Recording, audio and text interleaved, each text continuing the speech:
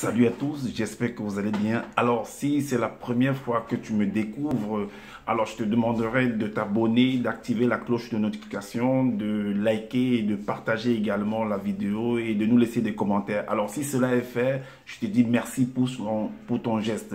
Alors, comme je le dis constamment dans mes partages, que Salomon dit qu'il n'y a rien de nouveau, ce qui a été, c'est ce qui est et c'est ce qui sera encore, et que le physique est le reflet du non visible et que le Créateur par son verbe parle tantôt d'une manière, tantôt d'une autre, et l'on y prend point garde. Alors toi qui m'écoutes aujourd'hui, si tu ne prenais pas garde autrefois, dès à présent commence à prendre garde par rapport à ce que tes yeux peuvent voir, tes oreilles peuvent entendre, tes sens peuvent capter au travers de la nature. Analyse bien la situation, retiens ce qui est bon et transmets-le à tes enfants afin qu'ils puissent sortir de l'ignorance, parce qu'il y a une formule qui dit que l'homme, la femme, l'enfant, l'être, la créature périt faute de connaissance. Donc, il est primordial pour nous de pouvoir fusionner avec le savoir afin d'avoir une meilleure visibilité des choses. Et encore, nos mères, nos pères, dans les temps d'autrefois, ont toujours eu à appuyer leur dit par des métaphores, des énigmes, des paraboles, des dictons, en utilisant les éléments de la faune et de la flore. Et ils ne peuvent pas aller au-delà. Ils utilisent également beaucoup de choses pour pouvoir appuyer la science, la technologie, tout ce que tu peux imaginer et même peut-être ne pas imaginer selon ton état de conscience. Alors, je viens vous présenter encore un autre sujet par rapport à ce personnage dans les Bibles classiques qu'on appelle Jésus. Vous allez comprendre que ceux qui ont écrit, qui ont rédigé les Bibles classiques, ont centré tout sur la personne, sur ce personnage de Jésus-Christ. Est-ce que vous comprenez? Je vais faire une petite démonstration pour vous prouver cela. Alors, voilà pourquoi on va dans le livre de Jérémie 8.8. Il est dit là-dedans que c'est bien en vain que c'est mis à l'œuvre. C'est-à-dire que l'œuvre de qui? De ceux qui sont venus rédiger, de la plus mensongère des écrits. Donc, ça veut dire qu'ils ont rédigé les choses, ils ont bouleversé en fait les récits, ils ont mis des choses de gauche à droite pour que l'on ne puisse pas découvrir très rapidement qu'est-ce qu'il en est. Et c'est normal, c'est fait exprès. Est-ce que vous comprenez? Parce que pour atteindre un objectif, c'est au prix de beaucoup de sacrifices. Donc, vous n'allez pas arriver dans un château comme ça et sortir directement, facilement avec le trésor. Et également dans Hébreux 5 au verset 12. Hébreux 5, 12. Qu'est-ce que Hébreux 5, 12 nous dit? On va aller dans le livre de Hébreux 5 au verset 12. Il est dit: voici en effet, depuis longtemps devriez être des maîtres. Vous devriez être des maîtres. Vous avez encore besoin qu'on vous enseigne les premiers rudiments des oracles de Dieu. Vous en êtes venus à avoir besoin du lait et non de la nourriture solide. En fait, qu'est-ce qu'on vous fait comprendre? Qu'il y a certains états de conscience qui sont encore tellement immatures. Par contre, il y a d'autres qui sont matures. Est-ce que vous comprenez? C'est pourquoi on compare la nourriture, le lait et la nourriture solide. Parce que c'est des enfants qui ont besoin du biberon. Est-ce que vous comprenez? Alors, mais il y a d'autres profondeurs également dans cette... Bon, que je ne vais pas aborder ici. Et également dans le livre d'Ésaïe. Donc, on prend ces éléments, ces différents versets qui sont des lois également pour appuyer en fait nos dires. Est-ce que vous comprenez? Alors, comme nos pères dans les temps jadis. Donc, dans le livre d'Ésaïe, chapitre 28, verset 9 à 10, il est dit: à qui veut-on enseigner? Tout dépend de l'état de conscience qui sera en train d'écouter la vidéo. À qui veut-on enseigner la sagesse? À qui veut-on donner des leçons? Est-ce à des enfants qui viennent d'être sévrés, qui viennent de quitter la mamelle? Car c'est précepte sur précepte, précepte sur précepte, précepte sur précepte, règle sur règle, règle sur règle, un peu ici et un peu là-bas. Alors, donc les choses sont de part et d'autre, c'est ce qu'on est en train de nous faire comprendre. Maintenant, dans Proverbe 25, 2, il est dit que la gloire de Dieu est de cacher des choses et la gloire des rois est de venir les sonder, est de découvrir en utilisant en fait au prix des sacrifices pour arriver à ce résultat-là. Est-ce que vous comprenez? Jusqu'à ouvrir la boîte à Pandore, parce qu'il faut comprendre tous ces énigmes, il faut comprendre ce qu'il y a dans la boîte à Pandore et pouvoir avoir les codes qui te permettent de les ouvrir. Et on va aller maintenant directement dans le récit de Jean. Dans le livre de Jean, au chapitre, le chapitre 20. Voilà, c'est un récit que beaucoup de personnes en fait ont utilisé, les évangélistes, les églises pentecôtistes, même beaucoup de personnes en fait, les religieux en fait, ceux qui se disent des enseignants ont utilisé ces versets, Jean 20, 22, jusqu'au verset 23 même. Alors, il est dit, nous on va prendre à partir du verset 21, il est dit, Jésus leur dit, de nouveau, 2 points, la paix soit avec vous. Comme le Père m'a envoyé, moi aussi je vous envoie. Donc il s'adresse à ses disciples, il s'adresse à ses notables. Est-ce que vous comprenez? Donc de la même manière que j'ai été envoyé, moi aussi je vous envoie. Alors, le verset suivant dit, après ces paroles, donc après de vous envoie, donc il ne les envoie pas quand même comme ça. Donc il les envoie, il leur donne en fait un mandat. Et un mandat, c'est le mandat, c'est ce mandat-là en fait que d'autres vont venir mettre sous le nom de le compte du Saint-Esprit. Est-ce que vous voyez? Donc quand t'envoie, quand le président t'envoie, il te donne un mandat, il te donne un cachet, il te donne en fait un pouvoir qui t'accompagne en fait. Est-ce que vous voyez? Donc tu peux mettre des signatures au nom du peuple, du président, du pouvoir qui t'accompagne. Après ces paroles, il souffla sur eux et leur dit, recevez le Saint-Esprit. Donc c'est ce pouvoir-là, c'est ce mandat-là qui t'accompagne, est-ce que vous comprenez? Et au verset 23, il dit, ceux à qui vous pardonnerez les péchés, ils leur seront pardonnés. Et ceux à qui vous les retiendrez, ils leur seront retenus. Est-ce que vous voyez? Donc c'est un peu comme un général, on lui donne le pouvoir, on lui met les galons, donc il a le pouvoir de te ôter la vie et de te donner également la vie. Il a le pouvoir de t'emprisonner comme de te libérer. Et on va entrer en profondeur pour voir où est-ce qu'on a copié en fait ce verset. Parce que, et vous allez comprendre pourquoi parce qu'on va aller dans le livre de Nombres. Et je vous dirai à la fin pourquoi est-ce que ils ont copié l'histoire de Moïse pour venir coller ça sur la personne de ce personnage de Jésus. Vous allez comprendre pourquoi. Parce que peut-être vous allez écouter ça, vous allez dire, attends, mais qu'est-ce qu'il raconte? Mais quel est le rapport entre Jean 20, à partir du verset 21 qui vient de lire là, jusqu'au verset 23 avec l'histoire de Moïse? Qu'est-ce que ça a à voir? Ou bien le récit, ou bien ce qui c'est, ou alors les faits qui se sont produits avec Moïse. Quel est le rapport en fait? Il y a le rapport, sauf que quand je dis les choses sont brouillées, en fait, les cartes sont brouillées, il faut savoir comment les sortir. Est-ce que vous voyez? Parce que vous voyez dire que la gloire de Dieu est de cacher des choses et la gloire des rois est de venir les sonder. Voilà pourquoi dans le livre de Nombres, au verset Nombre 11, versets 16 et 17, il faut vérifier, vous pouvez relire encore ça encore chez vous pour comprendre à la profondeur. Le verset 16 et 17 dit, alors, l'Éternel dit à Moïse, assemble auprès de moi 70 hommes, des anciens d'Israël, de ceux que tu connais comme anciens du peuple et ayant autorité sur lui. Amène-les à la tente d'assignation et qu'ils s'y présentent avec toi. Donc, amène-les dans la salle de réunion, c'est la salle d'attente, c'est la salle de culte. Le culte, en fait, c'est une réunion, en fait, que le président, par exemple, et ses ministres peuvent tenir. Est-ce que vous voyez un conseil de ministres? C'est ça. Et ils le tiennent dans une salle. C'est ce qu'on appelle aussi la tente d'assignation. Donc, c'est un culte qui est fait dans ce lieu-là. Et maintenant, vous pouvez, c'est un roi avec ses notables, c'est ainsi de suite, un chef avec ses conseillers, et ainsi de suite. Le verset 17 nous dit, je descendrai, donc réunis là-bas, je vais descendre en fait. Et je vais descendre pour faire un travail, pour leur donner un pouvoir. Mais sauf que là-bas, on dit que c'est Jésus qui a donné le pouvoir en fait. Mais par contre, ici, on dit que c'est l'Éternel lui-même qui viendra donner le pouvoir. Alors, je descendrai et là, je te parlerai. Je prendrai de l'esprit qui est sur toi et je le mettrai sur eux, afin qu'ils portent avec toi la charge du peuple et que tu ne la portes pas seul, que tu ne la portes pas toi seul.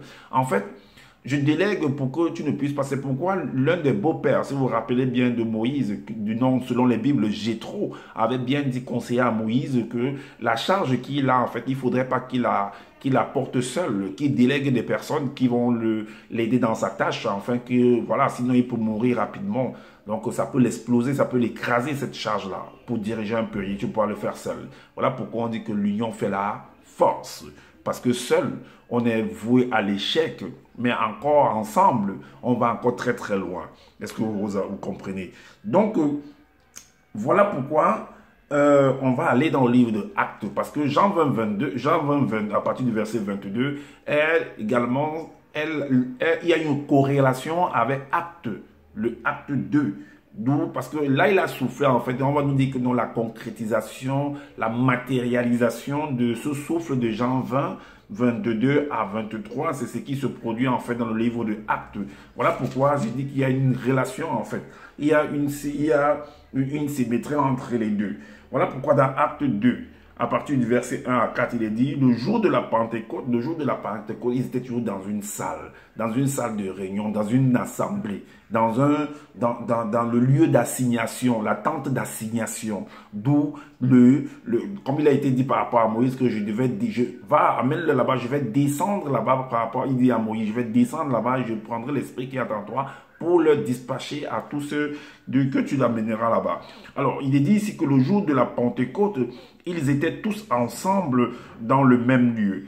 Tout à coup, il vint du ciel un bruit comme celui d'un vent impétueux et il remplit toute la maison et ils étaient assis. Donc, il y a en fait eu une manifestation qui s'est produite là-bas et c'est ce qu'ils sont en train de détailler là et tout. Mais celui qui écrit en fait a sa manière de pouvoir écrire. Mais le fond reste pareil.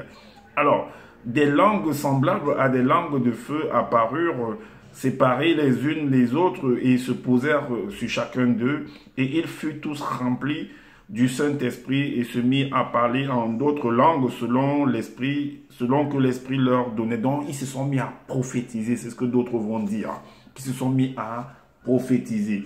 On revient encore dans le livre de Nombre, parce que c'est le même principe qui s'est produit là-bas. C'est pourquoi je dis qu'ils ont centré en fait tout sur la personne de Jésus et de ses disciples en fait. Mais vous comprenez que c'est une copie de ce qui s'est produit avec Moïse. Et je vais vous donner un verset à la fin. Si vous continuez à écouter, vous allez comprendre à la fin que c'est un verset bonus pour vous montrer que voilà, qu'il y a une corrélation également avec la personne de Moïse et ce personnage Jésus, donc Moïse et ses disciples, Jésus et ses disciples également.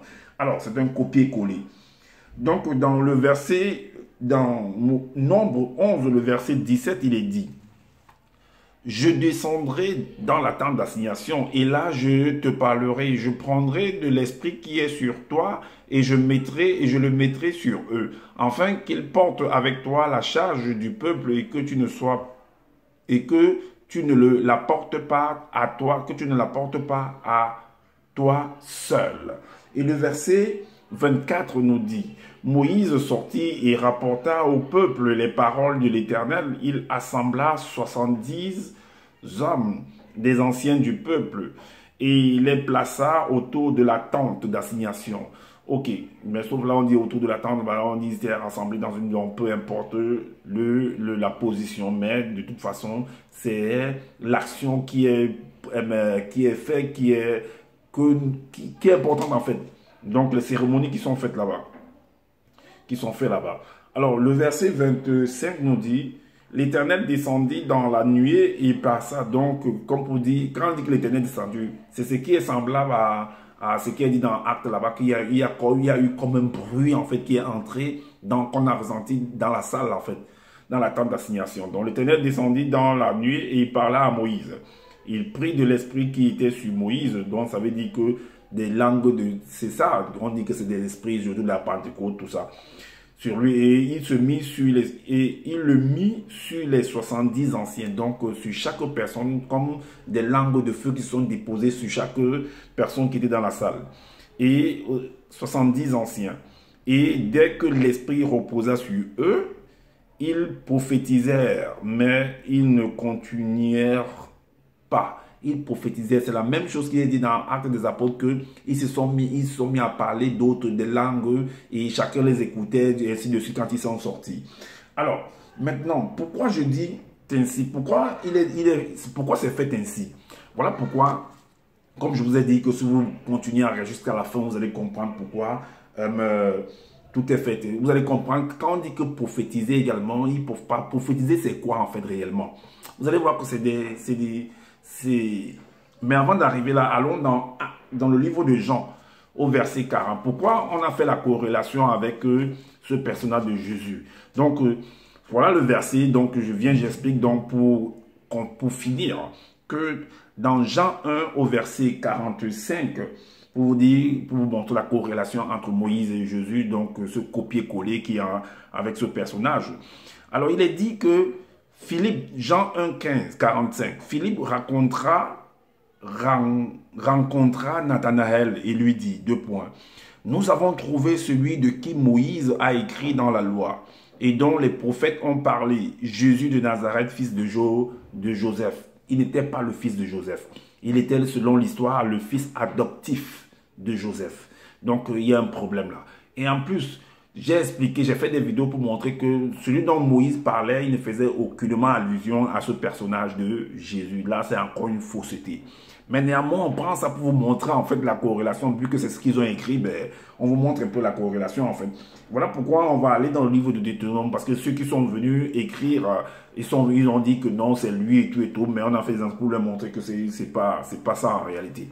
Alors, donc dans Deutéronome 18, il est dit, je leur susciterai du milieu de leurs frères, un prophète comme toi, je mettrai mes paroles dans sa bouche et il leur dira tout ce que je lui commanderai. Voilà pourquoi, dans la suite, il a dit que non, celui qui n'écoute pas ses paroles, ben, je m'en chargerai de lui. Voilà pourquoi, quand il a eu, ce personnage de Jésus a eu la rencontre avec la femme samaritaine, voilà, donc il lui a fait comprendre que voilà, que je suis celui qui a été envoyé. Donc, en fait, la femme là a compris que c'était le prophète, tout ça, tes paroles, et ainsi de suite. Vous comprenez ce que je veux dire. Alors, donc, quand on dit qu'il prophétisait et tout, c'est un peu comme si on prend l'exemple des danses, dans la danse traditionnelle. La danse traditionnelle, en fait, il y a ce qu'on appelle des éloges. Même quand tu ne danses pas, il y a des éloges, en fait. C'est pourquoi j'ai dit que nos pères, nos mères, dans les temps d'autrefois, ont toujours eu appuyé leur dire, pas tout le monde fait des éloges.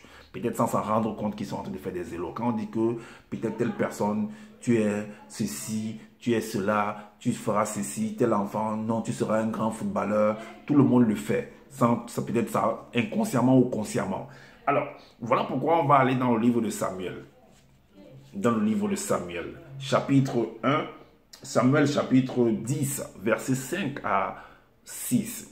Là, c'était l'intronisation, c'était une représentation, on va dire, ouverte.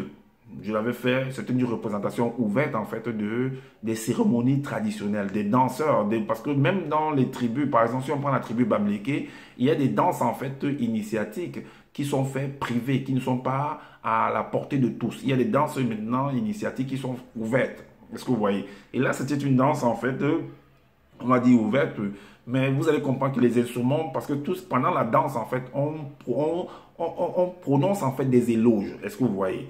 Et maintenant, c'est ce qui va se produire, c'est ça qu'on appelle prophétiser, si vous ne le saviez pas.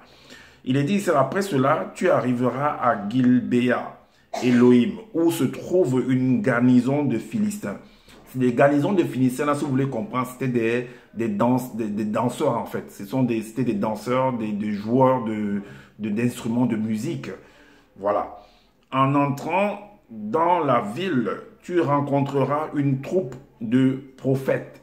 En fait, c'est des prophètes, ce sont des danseurs de danse traditionnelle, qui font la danse traditionnelle. Descendance du haut lieu précédé de lutte. C'est des instruments de musique, en fait. De tambourin et de flûte et de la harpe et prophétisant eux-mêmes. Donc, ils sont en train de chanter, parce que quand tu chantes, les gens dansent, les gens entrent en fait ce qu'on appelle en transe en fait. Donc, ils entrent dans un état second. Ils se mettent à danser, ils font des trucs, et ils ont des masques, ils ont un style, ils ont ce qu'on appelle ils ont des vêtements en fait, d'autres ont des masques en fait. Est-ce que vous voyez? D'autres, ils sont masqués. C'est ce qu'on appelle le travestissement. Est-ce que vous voyez? Et le verset 6 dit, c'est un peu comme le carnaval de Rio de Janeiro. Est-ce que vous voyez?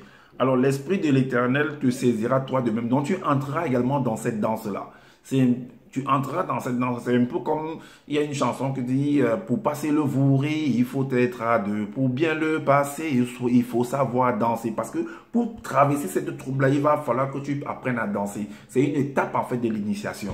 Donc pour traverser le vouri, pour traverser le pont, pour traverser ce lieu-là où tu vas trouver ces gens-là, il va falloir que tu te moules que tu fondes dans ce moule-là. Et là, l'esprit va te toucher, tu vas te mettre également à danser, donc à prophétiser, à prononcer des éloges également, comme eux. Ils vont t'apprendre cela.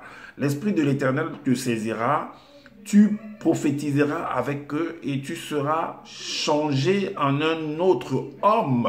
Tout à fait, parce que ceux qui vont te voir danser, en fait, pendant que tu seras habillé, on va te vêtir, en fait, tu seras danser dans le groupe, parce que c'est pas n'importe qui entre dans ce groupe de danse, dans ce style de danse initiatique-là. Et quand le village va te voir, puisqu'ils ne t'ont jamais vu dans ce truc-là, ils seront étonnés, en fait, de te voir comme, ah, toi aussi tu fais la danse là, toi aussi tu prophétises comme eux, tu prononces des éloges, waouh!